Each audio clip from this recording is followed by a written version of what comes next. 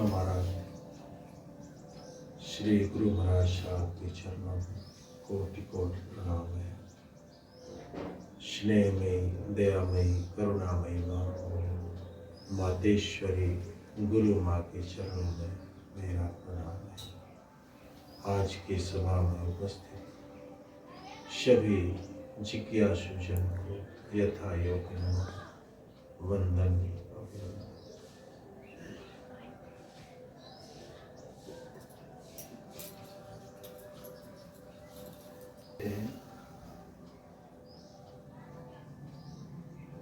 ये आंतरिक सत्संग, ये गुरु प्रधान सत्संग है। आंतरिक मतलब अंतर, अंतर में जाने की क्रिया एक सद्गुरु ही प्रदान करता है। सद्गुरु के सिवा इस सृष्टि के अंदर कोई भी ऐसी सत्ता नहीं, कोई भी ऐसी सामर्थ्यता नहीं जो अंतर में जाने की प्रविधि प्रदान कर सके। गुरु महाराज साहब कहते हैं कि जिसने जिस लक्ष्य तक की यात्रा की हो वही उस लक्ष्य तक जाने का मार्ग प्रदान कर सकता है और उस मार्ग पर पहुंचा सकता है।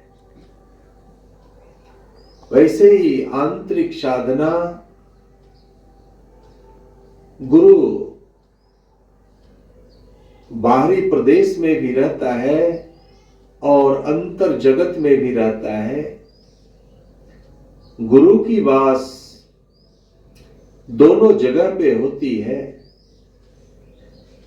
वो अंतर से जो परम पिता परमात्मा की गुण, शक्ति, उसका आचरण, वो सब कुछ लेकर बाह्य जगत में आता है और हम मानवों के कल्याण हेतु वो शक्ति, वो सामर्थ्यता, वो चरित्र, यहां तक कि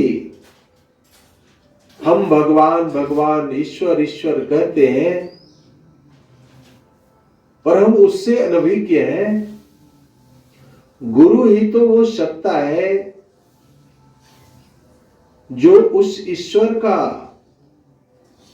परिचय कराता है, उसके गुण की, उसकी सामर्थ्यता की, उसकी चरित्र की, उसकी कृति का बयान भी करता है और अनुभूति भी कराता है। क्योंकि गुरु ही उस परम पिता परमात्मा का साकार रूप होता है। गुरु और भगवान में तनिक भेद मत जान, गुरु रूप साकार है निराकार को। उस ईश्वर, उस परमात्मा, उस भगवान का साकार रूप उस सद्गुरु ही होता है। गुरु महाराज साहब कहते कि अपने भगवान से बातें करना चाहते हो, अपने भगवान के चरणों में 2 फूल चढ़ाना चाहते हो, अपने भगवान को नैवेद्य खिलाना चाहते हो, अपने भगवान से वार्तालाप करना चाहते हो, अपने भगवान का सानिध्य प्राप्त करना चाहते हो, तो वो माध्यम सद्गुरु ही है ना। सद्गुरु के माध्यम से ही अपने बातों को उस परमात्मा तक पहुंचा सकते हो। अपनी उस सानिध्य को गुरु के सानिध्य के माध्यम से ही उस ईश्वर के सानिध्य को प्राप्त कर सकते हो। जैसे हम सब अभी एक सामर्थ्य गुरु के सानिध्य में बैठे हैं और उस गुरु के ही माध्यम से यहाँ उस ईश्वर की, उस परमात्मा की, उस सच्चिदानंद की सूक्ष्म उपस्थिति है जिससे ही वो शांति का वातावरण बना हुआ है, जहां अमृत की धार शांति स्वरूप अनवरत वर्ष रही है। यह सब जो कुछ भी होता है एक सामर्थ्य गुरु की कृपा से होती है, उसकी कृपा से होती है। इसीलिए गुरु महाराज साहब कहते हैं कि आंतरिक सत्संग ये गुरु प्रधान सत्संग है, और इस सत्संग का पूर्ण नियंत्रण एक सद्गुरु के हाथों में होता है। यह सत्संग ही सद्गुरु की सत्ता है, और इस सत्ता के अंदर इस सृष्टि की कोई भी ऐसी शक्ति नहीं जो इससे वंचित रह जाती।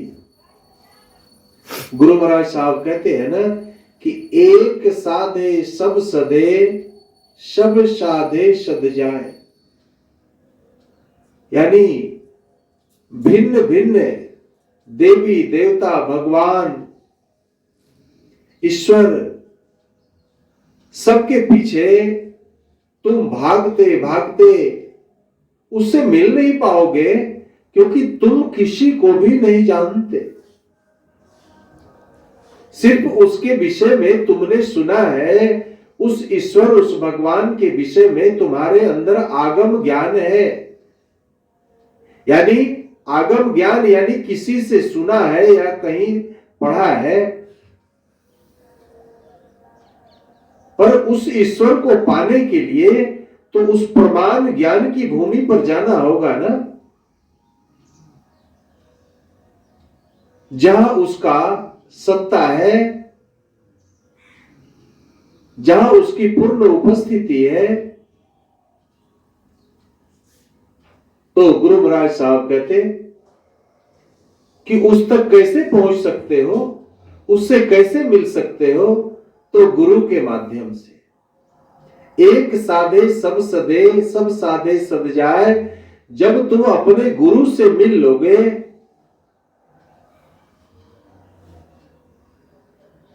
तो ये समझ लो कि तुम ईश्वर से मिल लिए। गुरु में मिलना है, गुरु से मिलना है, दोनों अलग अलग चीजें हैं। गुरु से मिलने का मतलब गुरु की स्थूल स्वरूप से मिलना, और गुरु में मिलने का मतलब कि गुरु के सूक्ष्म स्वरूप, गुरु सत्ता, गुरु सामर्थ्यता, गुरु कृपा, जिसके अंदर ईश्वर का वो सारी शक्ति सारी गुण उसके अंदर समाहित होती है, वो ईश्वर तुल्य होता है, ईश्वर स्वरूप होता है। यानी उस निराकार ब्रह्म का साकार रूप होता है सतगुरु। उस गुरु में ही मिलना ईश्वर से मिलना है, उस गुरु से बातें करना ईश्वर से बातें करना है, उस गुरु की चरणों में फूल चढ़ाना है, ईश्वर के चरणों में फूल चढ़ाना है। क्योंकि हमारे पूर्वजों ने कहा है कि ध्यान मूलम गुरुर मूर्तिम, पूजा मूलम गुरुर पदम, मंत्र मूलम गुरुर वाक्यम, मोक्ष मूलम गुरु। अगर ध्यान करना है हमें तो किसकी करें? ईश्वर के किस रूप का करें, किस स्वरूप का करें? तो ईश्वर का जो वाहक होता है ना, जो ईश्वर को अपने अंदर वहन करता है, अपने अंदर स्थापित करता है, अपने अंदर प्रसव देता है, वो सामर्थ्य गुरु। उस सामर्थ्य गुरु की उस मूर्ति का ध्यान करो। ध्यान मूलम गुरुर मूर्ति, और पूजा मूलम गुरुर पदम। पूजा करनी है तो उन गुरु की पद चरणों की उसकी पूजा करो, उसके चरणों पे 2 फूल चढ़ाओ। वही ईश्वर का साकार रूप है, वही साकार ब्रह्म है।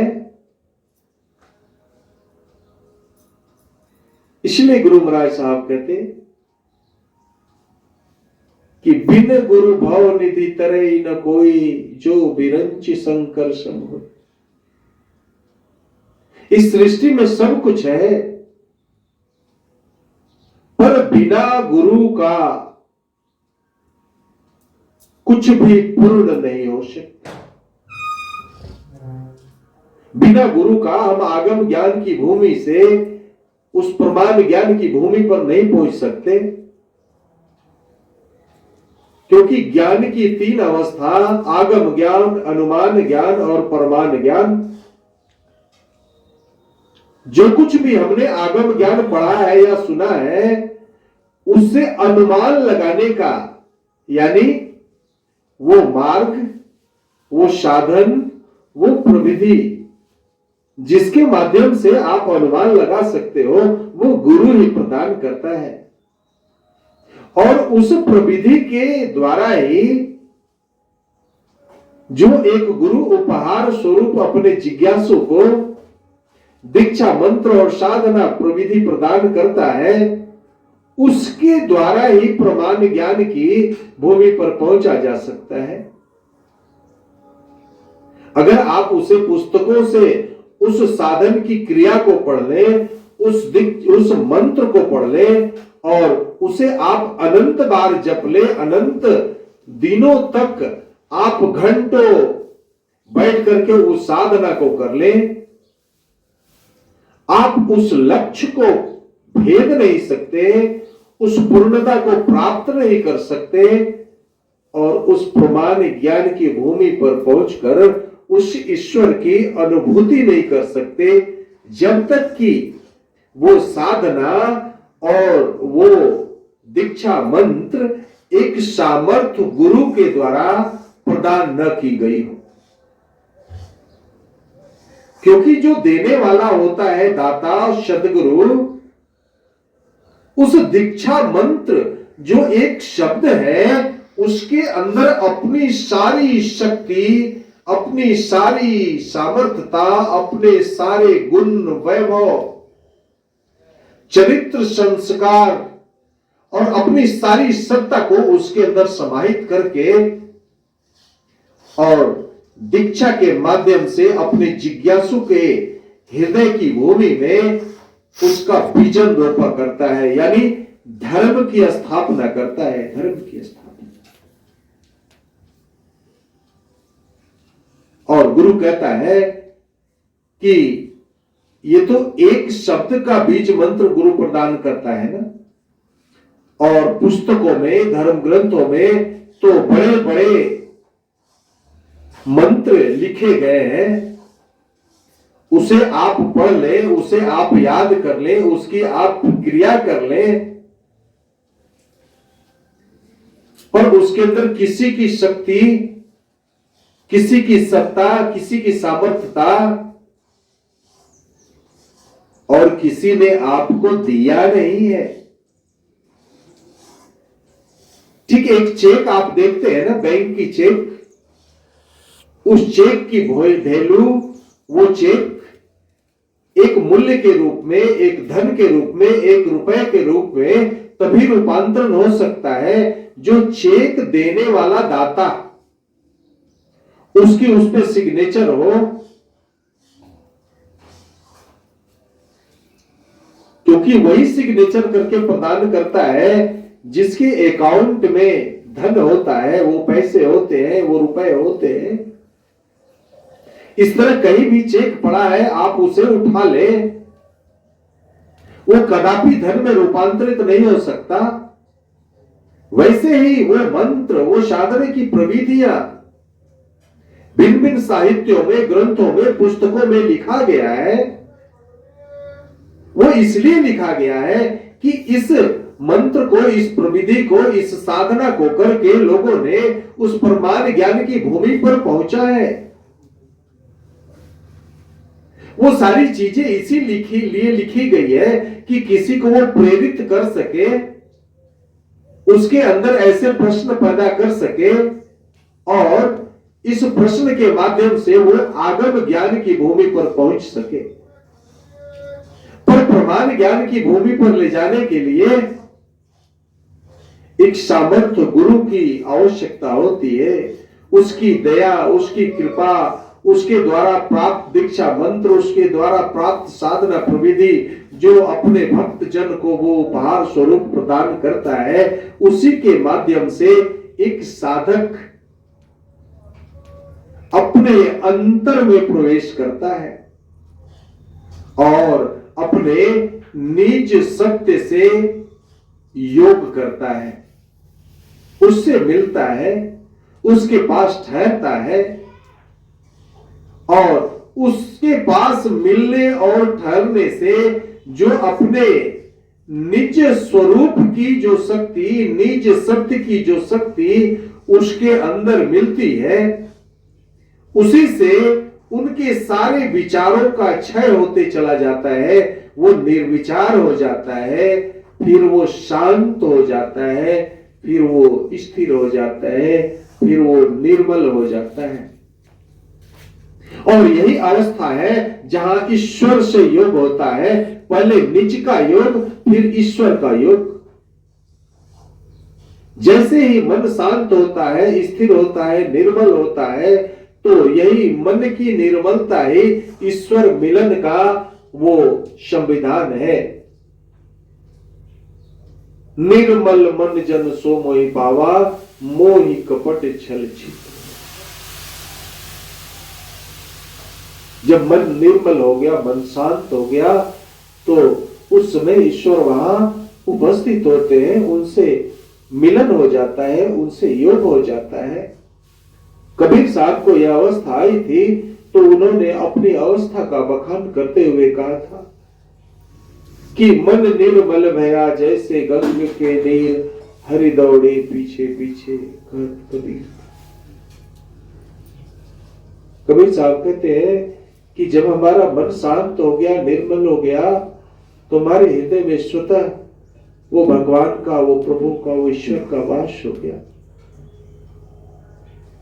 मेरे हृदय में ठहरने के लिए वो मेरे पीछे पीछे भागते हैं कि ठहर जाना।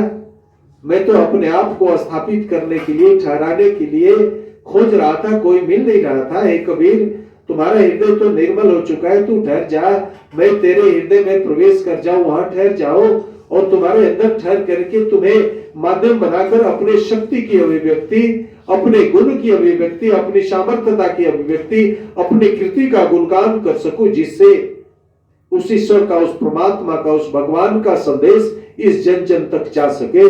इसका माध्यम तुम बनोगे, तुम, क्योंकि तुम्हारा हृदय निर्मल हो चुका है और मैं तुम्हारे अंदर समाहित हो चुका हो। तुम ईश्वर में हो चुके हो, तुम ईश्वर में हो चुके हो। तुम उस निराकार ब्रह्म का साकार रूप हो।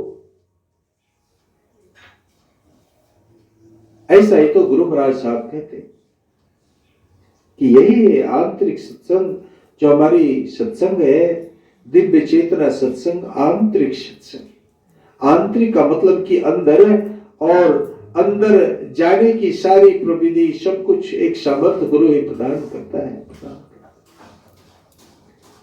आइए हम सब भी ऐसे महाप्रभु, ऐसे सतगुरु की सूक्ष्म और पूर्ण उपस्थिति में, उनके सानिध्य में बैठे हैं और परम पूज्य की बताई हुई साधना की क्रिया को करें, जो हमें अपने निज के अंदर में प्रविष्ट करता है और अपने निज से योग कराता है, जहां उस निज के योग से हमारे अंदर ऐसी स्थिरता, निर्मलता और शांति की स्थापना होती है, जिसके बदौलत, जिसके माध्यम से हमारे ईश्वर का अवतरण हमारे अंदर में हो जाता है। हम उतने समय के लिए ईश्वर में हो जाते हैं, ईश्वर में। इसके लिए आवश्यक है कि हम सब सीधी तरह बैठ जाएं, अपने नेत्र को हल्की तरह बंद कर ले, किसी भी तरह का तनाव ना हो। जैसा कि परम पूज्य ने हम सबों को दीक्षा मंत्र और साधना की प्रविधियां प्रदान की है, उस मंत्र और उस प्रविधि के द्वारा हम ध्यान साधना की क्रिया को करेंगे। इसमें किसी भी तरह का फेर बदल नहीं करेंगे। मंत्र मूलम गुरुर वाक्यम, जैसा कि हमारे गुरु महाराज साहब ने हम सबों को प्रविधियां प्रदान की है, उस अनुसार ही ध्यान की क्रिया को करेंगे। ध्यान रखेंगे कि जब मंत्र को बोलेंगे तो मंत्र को पहले बोलेंगे, फिर मंत्र को सुनेंगे, और मंत्र को बोलने और सुनने से जो भी क्रिया हमारे अंतःकरण में घटित होती है उसे दृष्टा बनकर के देखेंगे, यानी अंतर ही अंतर उसे महसूस करेंगे। पहले मंत्र को बोलना है, मंत्र को सुनना है, और बोलने और सुनने से जो कुछ भी हमें महसूस होता है, चाहे वो शांति के रूप में, चाहे वो प्रकाश के रूप में, चाहे किसी दृश्य के रूप में, चाहे सुनने के रूप में, जो कुछ भी महसूस होता है उसे दृष्टा बनकर उसे देखना है। उसे देखते देखते, यानी उसे महसूस करते करते एक अवस्था आएगी कि देखत तुम ही हो जाए। जिन चीजों को आप देख रहे होंगे उससे देखते देखते आप उसमें लय होते चले जाएंगे, लय होते चले जाएंगे, और आप वैसे ही हो जाएंगे, वैसे ही हो जाएंगे।